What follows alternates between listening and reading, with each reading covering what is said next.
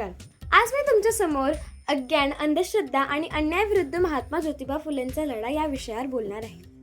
सह्याद्रीचा सिंह गर्जतो शिवशंभू राजा, दरी दरीतून नाद गुंजला महाराष्ट्र माझा.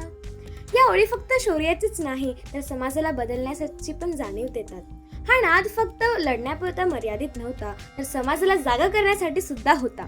जिथे अंधश्रद्धा होती तिथे प्रश्न विचारले गेले, जिथे अन्याय होतं तिथे विरोध केला गेला आणि जिथे अज्ञान होतं तिथे शिक्षणाचा एक नवीन प्रकाश उघडला. आणि या परिवर्तनाच्या प्रवासात एक प्रमुख नाव समोर आलं ते म्हणजे महात्मा ज्योतिबा फुले. आधुनिक काळाचे शिल्पकार ज्यांच्यामुळे शिकली दुबळ्यांची मुले, तो ज्ञानाचा रेताटा महात्मा ज्योतिबा फुले. महात्मा ज्योतिबा फुलेंनी आपल्या आयुष्यामध्ये नेहमी अंधश्रद्धा, अज्ञान आणि अन्यायाविरुद्ध आपलं लढा लढलेला आहे. त्यांनी स्त्री शिक्षणापासून तर वाईट रूढी परंपरांना मिटवून त्याच्यासाठी खूप मोठे योगदान दिलेले आहे. याच निर्घरित एक प्रसंग मला आठवतो. एके वेळेस महात्मा ज्योतिबा फुले एका दलित वस्तीतून जात होते. दलित वस्तीतून जाताना त्यांना लक्षात आले की एक ज्ञाना नावाचा मुलगा आहे. तो ज्ञाना नावाचा मुलगा आहे, अतिशय हुशार आहे, चाणक्य आहे, बुद्धिमान आहे. पण तोच ज्ञाना नावाचा मुलगा मात्र ज्ञानानेच वंचित आहे. तेव्हा त्यांनी त्यांचे स्नेही मिचर साहेबांना पत्र लिहून सांगितले की एक ज्ञाना नावाचा मुलगा आहे, अतिशय हुशार आहे, चाणक्य आहे, बुद्धिमान आहे, दलित वस्तीतला आहे, पण तोच ज्ञाना नावाचा मुलगा मात्र ज्ञानानेच वंचित आहे. तुम्ही जरा त्याला आपल्या शाळेमध्ये बसू द्या, 2-4 अक्षराची ओळख होऊ द्या. त्यावर मिचर साहेबांचा होकार आला आणि त्याच्या दुसऱ्या दिवशीपासून तो मुलगा चालत चालत शाळेच्या दिशेने निघाला.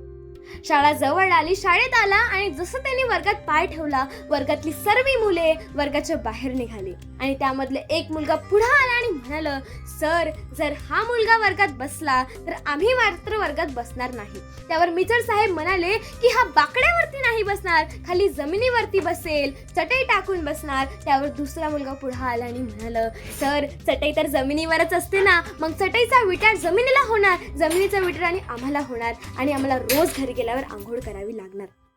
त्यावर त्या सगळा प्रसंग त्या मुलाने उघड्या डोळ्याने बघितला आणि तो तिची ज्ञानाची शाळा निघून गेला तर ते शाळेमध्ये कधीच परत नाही आला. ही जेव्हा बातमी महात्मा ज्योतिबा फुलेंना कळली तेव्हा त्यांच्या तळपायाची आग मस्तकात गेली आणि ते विचार करू लागले की या सगळ्या प्रसंगामागचं एक मुख्य कारण म्हणजे अज्ञान आहे. म्हणजे वित्ते बिना मती गेली, मती बिना नीती गेली, नीती बिना गती गेली, गती बिना वित्त गेले, वित्त बिना शूद्र खचले. इतके सारे अनर्थ एका अविद्येने केलेले काम आहे. म्हणून ह्या सगळ्या प्रसंगाने महात्मा ज्योतिबा फुलेंना एक खूप मोठा धक्का बसला आणि त्यांनी विचार केला, जर एका मुलाला मात्र जातीमुळे त्याला शिक्षणापासून दूर ठेवला जात आहे तर विचार करा, हा अज्ञान आहे आणि अज्ञानाविरुद्ध आपल्याला बोलायलाच हवं. आणि त्यांनी सावित्रीबाई फुलेंना सांगितलं की आपण यावर काहीतरी करावं आणि तिथूनच सुरुवात झाली एका मोठ्या क्रांतीची. त्यांनी भिडेवाडा येथे एक शाळा उभी केली आणि तिथूनच सुरुवात झाली. ज्यांच्यासाठी शिक्षण बंद होते त्यांच्यासाठी ज्ञानाचा द्वार उघडला. लोकांनी विरोध केला, अपमान केला, चिखल, दगड, शेण फेकली, परंतु ना ते थांबले ना ते झुकले, कारण त्यांना माहीत होतं शिक्षण हेच खरं मात्र या समाजाला बदलण्याचे शस्त्र आहे. महात्मा ज्योतिबा फुलेंनी नंतर प्रश्न विचारला की का तुम्ही अंधश्रद्धा मानता. त्यावर लोकांकडे उत्तर नव्हते. थोडा वेळ शांतता.